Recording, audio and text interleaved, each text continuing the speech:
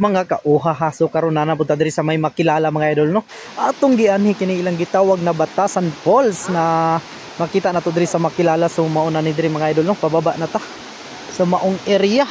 So ayan, medyo lasang ang to palibot mga idol na atong mga tropa. So hinay ta. So let's go, pababa ta. Okay mga kauha, so gikan diri ato nang makita no ang gitawag ilag Batasan Falls. Diri lang na located sa makilala mga idol. So mauna na siya. So napo din sila yung mga gamay na swimming pool diri no. Ginahimo. Pagkanindot pagka-power mga idol. Nindot kayo. So gamay lang siya nga falls pero napakaganda talaga mga idol no.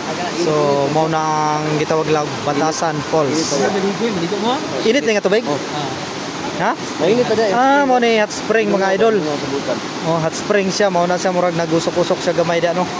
So, ato na siyang tanawon daw niya. Ato nang babaon. Sulayan na to og gunit. Uhaha.